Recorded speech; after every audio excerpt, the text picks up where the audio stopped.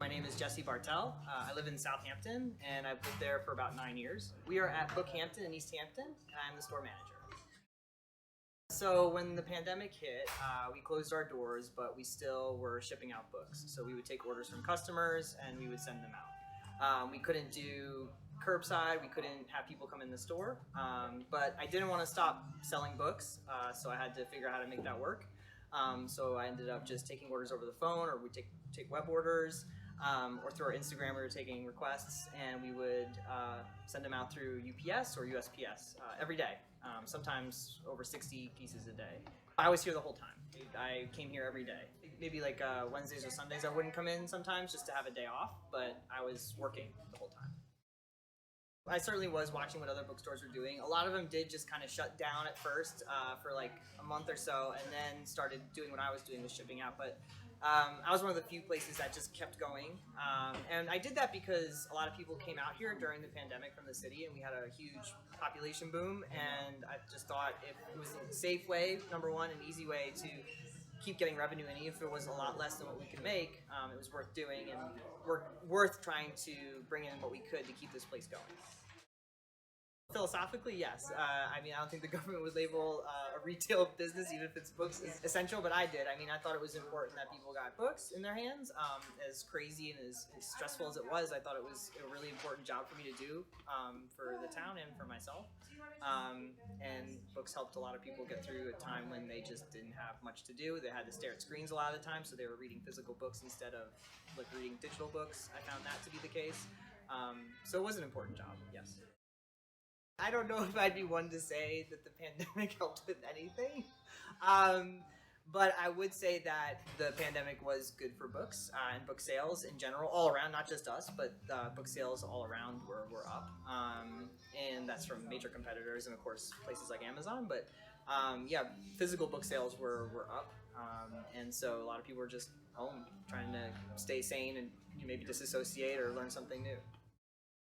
I did read this book called The Down Days, which was actually about a pandemic in South Africa where people laughed themselves to death. And I remember drawing comparisons between that book and what we were currently going through. I thought it was pretty interesting. Not a lot of people would buy that book at that time, but I thought it was interesting.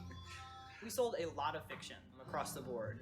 Hardcover fiction, mostly new stuff that was coming out, but it was a lot of stuff that was not a lot of nonfiction until until George Floyd happened. We did sell a lot of books about current issues dealing with how African Americans are treated in our country. So like sort of there's a nonfiction boom at that time, and before that it was a lot of hardcover fiction. So it was stuff that just lighter literary fiction. People were really jumping into that.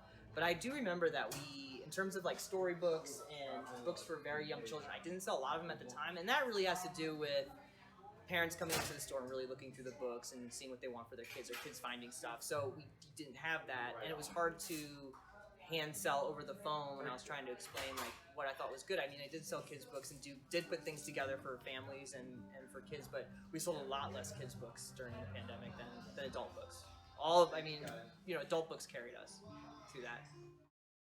I had a lot of phone calls at that time, and a lot of phone calls that went into a lot of personal things because I was sort of their one outlet for the day.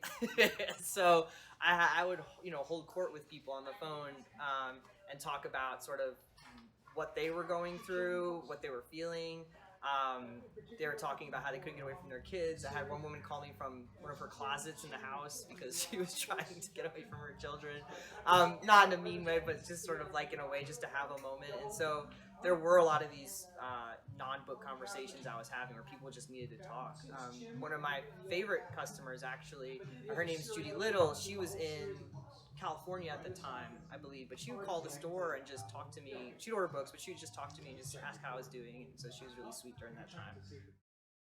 I think you see, I mean, hopefully, and that remains so, that people do see the importance of local businesses, that they see the importance of actual physical bookstores, that it gave them some escape during the time. When we reopened our doors in June of last year, I mean, people were beyond excited to just walk into a bookstore again and be in that space. And I think that really captured everything. People always love walking into a bookstore, even to this day. People walk in and they're like, "Oh my God, it's so nice to walk into a bookstore again," or just in general. But after the pandemic, it was like wow, I can actually be in this space, and offer something different. That's the difference between online bookselling and bookselling here, is that you offer not only the merchandise for them to look at, but a place, a feeling of an experience that you can't get, and that experience can be in all kinds of ways. So yeah. Oh man, that's a really loaded question. It affected me in some really, really tough ways. I think at the heart of it, this store saved me in a lot of ways. It kept me grounded and it kept me focused. And it gave me something day in and day out to take care of. As stressful as it was, as crazy as I felt, you trying to keep track of every little thing. Um, it still gave me a day-to-day purpose to get through this. I don't know what I would have done without this store during that time.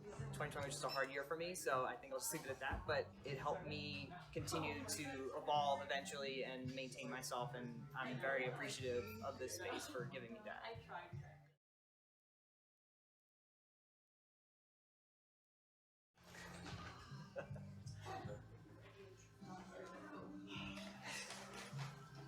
One word that comes to mind. For me, I think it was growth.